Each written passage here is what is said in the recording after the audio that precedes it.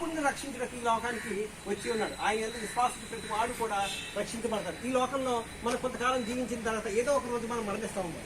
60 సంవత్సరాలు, 70 సంవత్సరాలు, 80 సంవత్సరాలు బ్రతికిన తర్వాత ఏదో రోజు మనం మరణిస్తాం. శరీరం మట్టి అయిపోతుంది. ఆత్మ దేవుని దగ్గరికి వెళ్ళాలి. మనం చేసే పాపాలను బట్టి దేవుని దగ్గర మనం వెళ్ళాం కనుక ఏసుక్రీస్తుని నా పాపాన్ని ఆయన మరణించాడు. మరణించినా కానీ ఎవరైతే విశ్వాసించి ఆయన మార్గంలో నడుస్తారో వారు రక్షించబడతారు. ఆయన ఏం చెప్తారంటే నేనే మార్గం, నేనే మార్గం ఆచారాలు తప్ప అదే ఎవరిలో రాడేస్తుంటారని చెప్పేవారు కనుక ఏసుక్రీస్తు విశ్వాసించిన వారు కూడా రక్షించబడతారు. ఇలాంటి మతాన్ని మార్చుకోకలేదు, కులాన్ని మార్చుకోకలేదు, మనసు మార్చుకోమలేదు. ఆయన విశ్వాసం ఇచ్చి నేను నీకు స్వీకరిస్తాను. ఏమంటే మతం మార్చుకోకలేదు, పేరు మార్చుకోకలేదు, మనసు మార్చుకోమన్నాడు. నీ హృదయాన్ని మార్చుకొని ఏసుక్రీస్తు నీ హృదయంలో చోటిస్తే నువ్వు రక్షించబడతావు. ఏమంటే ఆయన విశ్వాసించిన వాడు కూడా రక్షించగా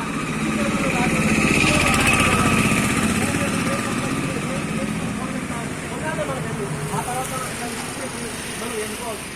వెళ్ళిపోయిన తర్వాత మనకు తీర్పు ఉందని చెప్పి అన్ని గ్రంథాలు చెప్పారు.